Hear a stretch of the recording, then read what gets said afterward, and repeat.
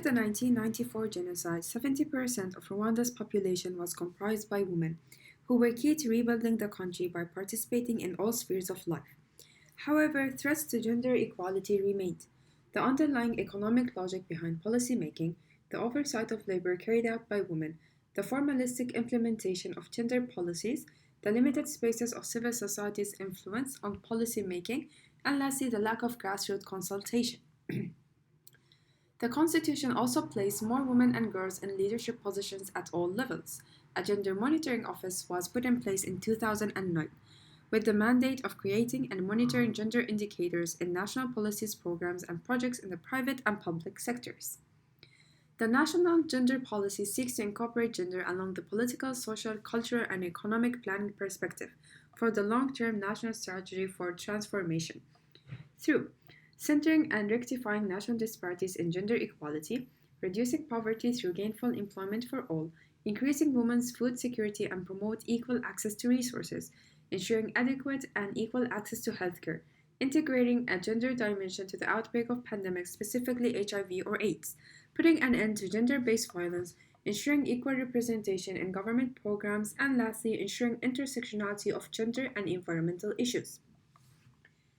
As for the focus areas, the policy focused on 8 areas: gender accountability, integration in public and private policies, building on positive social norms, engaging men and boys, increasing women's participation in public, private, and civil society sectors, promotion of women's economic empowerment, health, education, and social protection, enhancing gender-specific capacity development, and lastly, developing a conducive legal framework.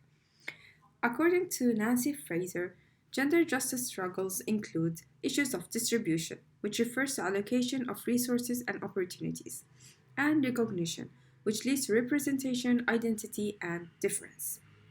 If a struggle lacks either of these dimensions, the first more related to the economic and material sphere, and the second more so to cultural and socially defined hierarchies, it will be unsuccessful in materializing gender justice.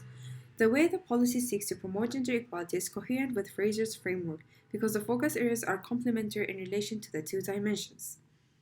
Now, the first 4 focus areas are mainly related to the recognition dimension by seeking to formalize gender equality and building from positive social constructions.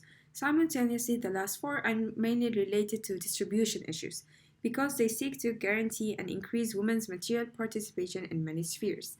If implemented coherently, this mechanism will give gender equality fertile ground to be fostered in a holistic way. As for the entitlements, under the policy, women and girls are entitled to greater access to rights, resources, and opportunities. The 8 categories outlined in the policy have specific actions associated with them. However, it does not outline tangible entitlement for each one. The following can be summarized as desired outcomes: ensured equal access to resources and opportunities, shifted cultural norms that reflect gender equity, heightened awareness of gender inequality issues among men and boys, increase women's participation in leadership and decision-making positions, and lastly, ensure legal and political arrangement for the advancement of gender equity. As for the effects, while Rwanda is ranked as the highest country for women's participation at the parliamentary level and the ability of women to legally own lands and protect their resources, the policy recognizes also that unpaid work is mostly done by women and calls for men to engage equally in the care work. However, most policies are still framed through the heterosexual lens of the household, and their outlines, goals, and objectives use terminology hardly quantifiable or measurable. Men are still perceived as the main breadwinners, giving them higher bargaining power and social authority to control women. Gender equality policies have also had unintended effects, like an increase in domestic violence, mainly because of women's non-compliance to social gender expectations. As for the critiques, this policy is clearly focused on citizens as productive, a concept that can exclude populations considered as not productive or not exploitable from the policy services. It aims to promote gender equality without questioning why there is a disparity and what role men and boys need to have in the emancipation of women.